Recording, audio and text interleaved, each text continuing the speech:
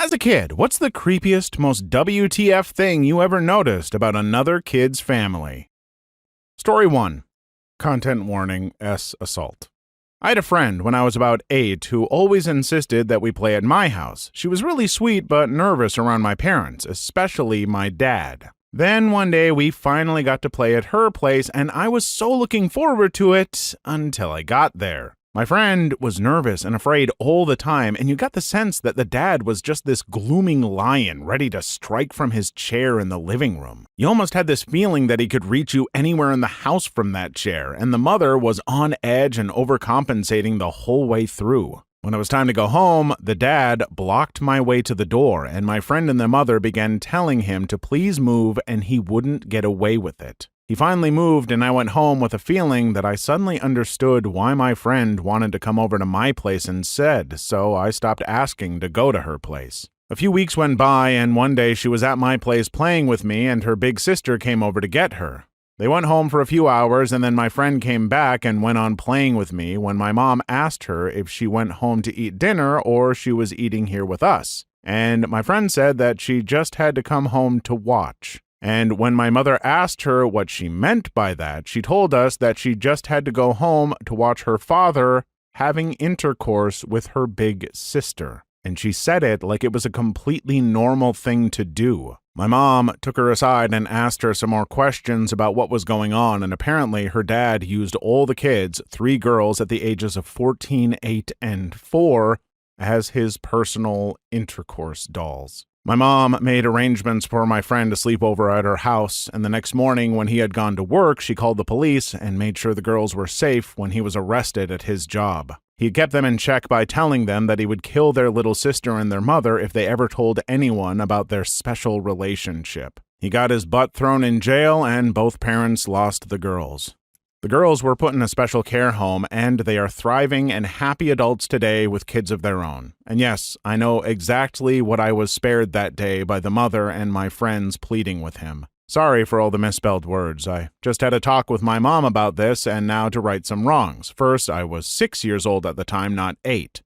My friend had 3 sisters, not 2, and it goes like this with the ages. Oldest was 16 at the time. She was the one I had forgotten about, but in my defense, I never really saw her. She almost never left home unless the dad commanded it. The next in line was 14. She was the one my friend had to watch that day.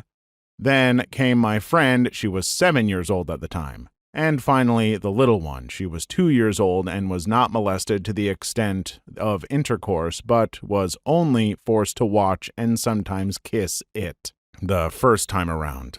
My mom and dad were furious, and my dad wanted to go over there and cut his D off right then and there, but the other kids were still back home with that monster, so they promised my friend that they would wait until her sisters were safe. And about why my friend confided to my mother so sudden and without hesitation was because she had known my mom and dad for a good while, and they had made sure they had the clothes they needed in the winter, because my parents could never turn a blind eye to kids that needed help. And they have always been super good at creating a safe and loving environment for me and my sister and kids in need of a safe haven. One thing I remember clearly was that for a long time my friend stayed for the bedtime stories my dad would read to us in the living room, and my sister and I would snuggle up against our dad while he read the stories, but my friend sat at the other end of the sofa for the longest time, and one day she asked my dad out of the blue, "You're not a dangerous man, are you?" To which my dad answered, "Never in a million years. Dads are the ones who protect." Then my friend asked if she could snuggle too, and my dad said, "Of course." And since then, she snuggled with the rest of us when it was time for our bedtime stories. The monster was sent to jail, and the mother underwent a psych evaluation and was deemed to be a victim too, since she was only 15 when they had their first child, and was beaten and mentally tortured, so she was forced to have therapy so she could keep the youngest, and it all went well until the day he found them again and moved right back in to finish the job with the youngest, who was now 8 years old. And when that was discovered, he was thrown back in jail and the kid was taken from the mother. He also had the nerve to write letters to the other 3 kids telling them that he was being beaten in jail and was afraid for his life and that it was all their fault. But the worst part was that people around them knew about this and did nothing for various stupid reasons. The 14-year-old told a friend's mother who told no one because of stupid excuses, and a neighbor had apparently seen him having with the 16-year-old in their garden behind their house, and his excuse was that he thought no one would believe him. But every time someone told my parents that they felt bad for doing nothing and tried to give an excuse, they told them that they weren't interested in what they had to say because they chose to do nothing, and they had to live with the choices they made. What those girls had to go through, good Lord, and to anyone who ever thinks that they see anything, I don't care if you're not sure or you don't think people will believe you, you report it. I'm sorry, I know sometimes I get worked up with some of my comments and it might seem like an affectation that I'm putting on or something, but this story, that's just awful. But to anyone who might have gone through something like this, at least know that someone was willing to help, and now those girls are apparently adult, well-adjusted with kids, and it's important to know that things can get better, and find someone you can trust and confide in. Going to take a few minutes before I read the next story, so there might be a bit of a change in tone. Story 2. One of my friend's parents used to give me homework to do. I'd go to her house and her mom would have some math or English assignment that she had come up with for us to do. Why did you keep going to her house? You didn't want to fail. Story 3. My next-door neighbor Kevin and I were buddies because we were the youngest in the neighborhood and no one else would play with us. I would say this was when I was 9 or 10. Anyways, his parents both worked 9-to-5 jobs, and I remember them as being very nice but in a forced sort of way. I wasn't allowed to go in their house because they didn't let anyone in. Once I had to go to the bathroom, and as we were in his yard, he let me in. Every single doorway in the house had a curtain covering it. They made a fake hallway right at the entrance so you couldn't see the living room or the kitchen. I asked him why they were there, and he said his parents liked privacy. They also ate nothing but fast food. I remember the first time he had supper at my house, he was shocked and kept telling my mom he didn't have to do something like cook a meal for her children, that just because he came over. They moved kind of suddenly when I was around 11, and I remember he couldn't really tell me where they were going or why. He couldn't give me a number or an address to keep in touch, and he never called me, so it was sad. Witness protection program? Story 4.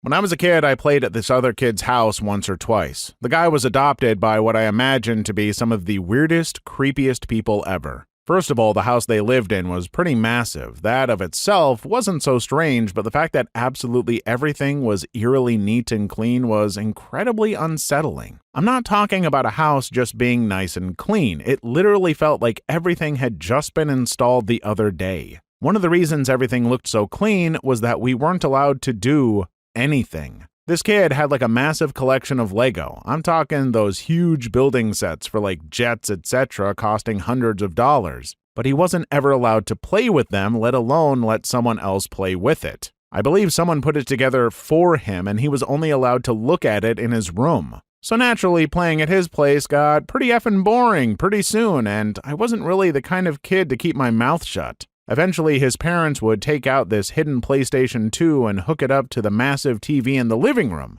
Great, right?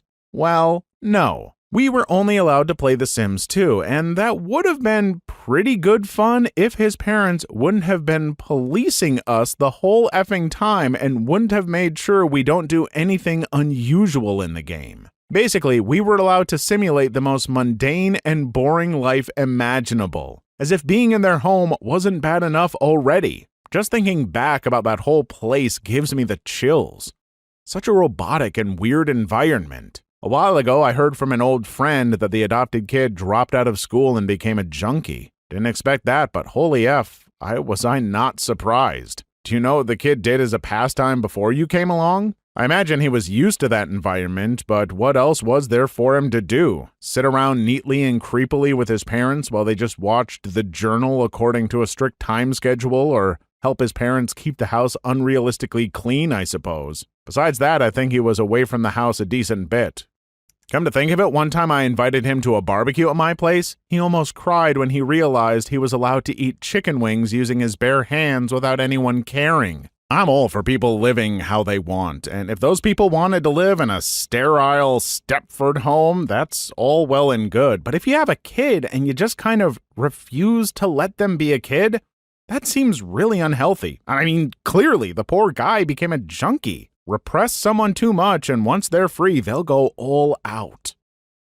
Story 5. As a 12-year-old, my 12-year-old friend showered daily with his mom and dad. What the F? 12-year-olds don't shower daily. Please like and subscribe if you've made it this far. I hope you'll enjoy the rest of the video and have a wonderful day. Story 6. I used to hang out with a kid whose family not only didn't have a litter box for the cat, but wouldn't pick up the cat crap either. The only reason I went over there was because he had an Atari 2600. I always came home with cat crap on the bottom of my shoes. Doesn't matter, played Atari. My buddy went on 2 dates with a woman he was set up with. This woman lived in a one-bedroom apartment with dozens of rescue cats. I say dozens because my friend could not count them. And by rescue, I mean she rescued them from the street. Apparently a lot were feral and a few had collars already, probably pet cats that she kidnapped. Catnapped? As a result, there were constant cat fights and not the fun kind. You can't just put feral cats indoors with declawed pets. There were litter boxes, but he implied that they didn't do too much good. He has a feeling that she was crazy before she started her collection, but that she got worse because of the weird brain problems that happen when you're exposed to that much cat crap. He said he called and reported her immediately after he left the apartment, but we don't know what came of it. I really want to know what happened to the crazy cat lady. Yeah, if you don't know, being around cat duties can give you toxoplasmosis. I don't know if it actually degrades the minds of humans, though. But the parasite does affect the mind of mice, making them not fear cats. I think it just makes humans really sick, possibly even deadly. Story 7. When I was around 8 to 9 years old, there was a girl in my neighborhood that hardly anyone ever saw outside of school. She was maybe a year younger than me. I tried talking to her a few times, and she was very, very shy. She was never allowed at other kids' houses. Reasonable, I guess. There were a lot of questionable people in our town. However, no one was allowed over at her house either, not even in her yard or on her driveway. This was because, in her words, her parents didn't like kids. Okay. One friend of ours managed to see into her house a few times. Apparently, all the furniture was always covered in plastic and everything was dark. We went maybe a month without seeing her outside of school, which was normal. One weekend, a friend and I saw her walking down the sidewalk, and she told us that her father had died. Her mom told her that he started bleeding from the inside after he ate some crayons she didn't clean up, and that it was her fault for not cleaning well enough. She lived in the same house until after high school. She hardly ever spoke when she did. It was just a whisper.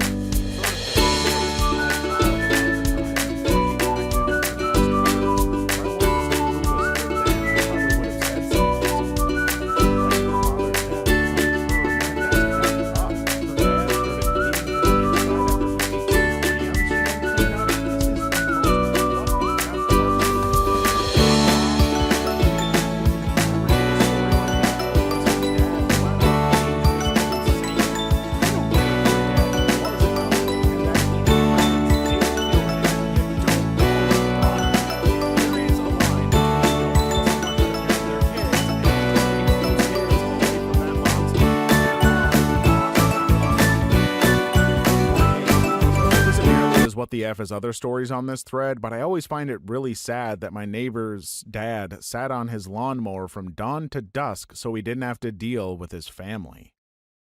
Story 9. The parents did lines of coke around the table like it was nothing. I don't know what the hell was going on, but when I asked my mom, I wasn't allowed over there anymore. I wonder if some parents did this stuff on purpose. Like maybe they just really hated having their dumb kids' friends over, so they do something really conspicuously illegal or weird in hopes that the kid will go home and tell their parents. Then peace and quiet. And cocaine. Story 10. My friend's family never finished their drinks. They always stopped drinking before it was empty. I never understood why, and they would always avoid the question when I asked. The nightmares I had about those effing cups, man. Why the F didn't they just finish their drinks like normal human beings? They should get together with the family that pours their unused drinks back in the container. Unlimited drinks.